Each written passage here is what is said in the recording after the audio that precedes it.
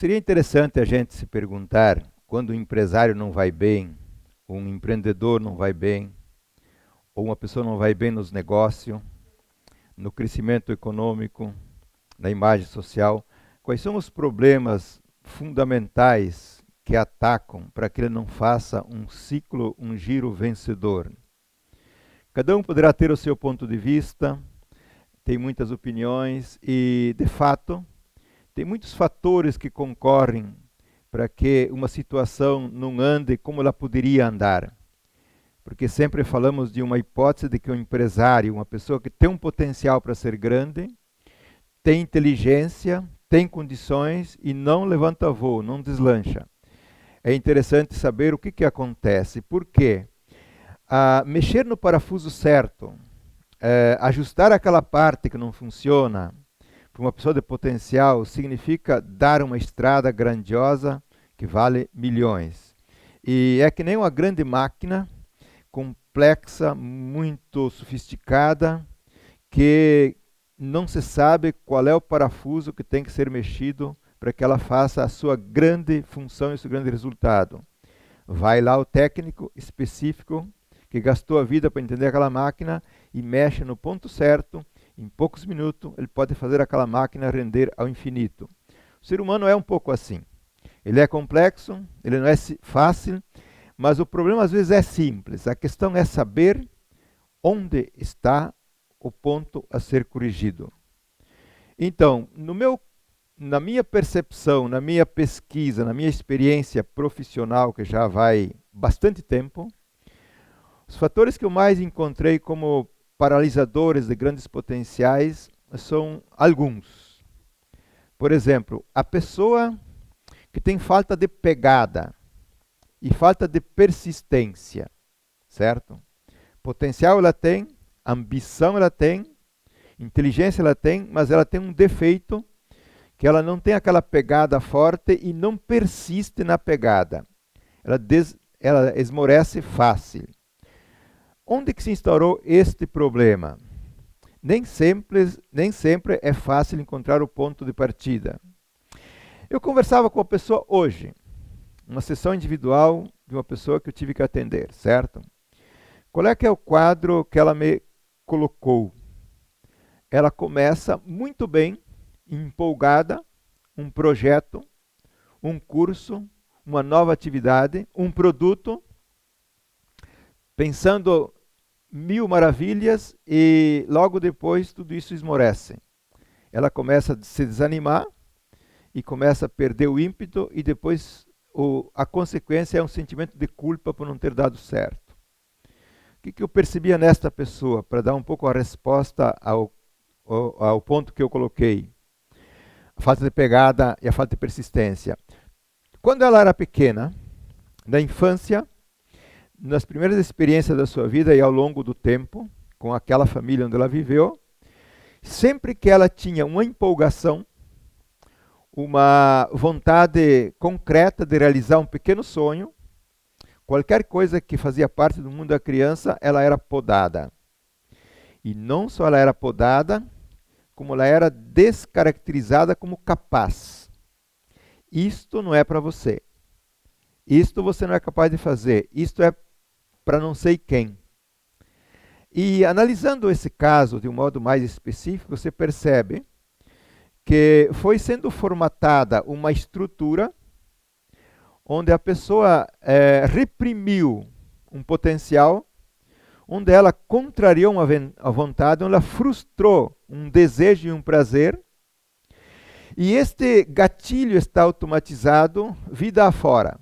A pessoa tem por volta de 30 anos, e ela, inúmeras iniciativas que ela teve, inclusive um curso de graduação que ela fez, que ela, segundo ela, diz que ama aquele trabalho, começou e deu no mesmo resultado. Fogo de palha, empolgação, primeira dificuldade, esmorecimento e frustração. Isto é, notem que de uma base educacional que não foi um pequeno fato traumático, foi uma sequência de fatos, foi um treinamento, foi um condicionamento onde o ambiente não valorizava a pessoa. O ambiente não estimulava. O ambiente afetivo, o ambiente familiar, o amor do pai e da mãe castrava, certo? Qual é o resultado? O resultado é de uma pessoa com grande potencial, muita inteligência e praticamente ineficiente. Vocês considerem quanto custa uma estrutura nos primórdios da vida que foi instaurada e treinada, praticada ao longo da vida daquela pessoa. Quanto sofrimento e quantas perdas. E então, dentro da vida que eu falei profissional, que eu analisei muito, a falta de pegada, a falta de persistência é um fato muito concreto. Se deve estudar cada caso, o que aconteceu que instaurou-se esse gatilho. Se você, por exemplo, é uma pessoa que tem um pouco esse quadro, começa numa empolgação, esmorece nas primeiras dificuldades, o que poderá ter acontecido? Faça uma pesquisa. Comece a te questionar. Como é que me podaram? Como é que não me incentivaram? Ou uma hipótese que eu coloco para você. Digamos que eu começava empolgado porque eu queria agradar o meu pai. O meu objetivo não era fazer a tarefa bem feita. Era ganhar o amor, o afeto, a glória, o aplauso do papai. E o papai não me dava o aplauso. O papai podia ser seco, podia ser indiferente, podia ser até agressivo. Então a minha estratégia era uma empolgação com a intencionalidade de ganhar o afeto do pai, a consideração positiva do pai. E ela não acontecia. Uma vez, duas, três, quatro, cinco, 10, ao longo de anos da infância, se instaurou o módulo, que agora ele está automatizado. Agora sou eu que faço a gestão deste módulo para que eu sempre me castre do mesmo modo que o pai me castrava, o que eu não encontro o resultado segundo o que eu esperava. Porque, na verdade, hoje, buscar fazer as coisas para buscar aplausos infantis já é um traço complicado. Nós temos que rever a intenção pela qual nós fazemos o trabalho, a ação, o negócio, certo? Um outro protótipo que é muito complicado no mundo do comando, por exemplo, no mundo tanto do subordinado como do comandante. A arrogância. A arrogância destrói negócios, destrói relações, destrói liderança, coloca o mundo contra, certo? E se nós formos buscar os fatores que levaram a pessoa a ser arrogante, não é difícil encontrá-los. E depois vamos ver, depois dessa abordagem, como é que nós fazemos para desativar esses gatilhos, ok? Mas um arrogante, provavelmente, ele foi mantido como um filho predileto, onde ele sempre tinha razão nas grandes coisas e foi aplaudido nesse sentido. Quando um filho na verdade, digamos, a menina dos olhos da mamãe e do papai, onde qualquer tipo de comportamento, até infantil, ele é aplaudido, ele é colocado no centro, ele aprende que ele é o único no mundo, e ele aprende a ser um ditador, ele aprende a exigir aquele aplauso e aprende a empinar o nariz. Por quê? Porque eu fui tratado sempre como um privilegiado, como um capaz, como um grande, quando na verdade eu era simplesmente uma criança pretensiosa em formação, certo? Só que agora este modelo que foi reforçado na infância e foi treinado, notem que um comportamento não é o produto de um trauma, é produto de um treinamento dentro do mundo afetivo, emocional e psicológico. Ele treinou, ele exercitou, ele exerceu este papel. O papel de ter razão e se contrariasse, ele ficava bravo.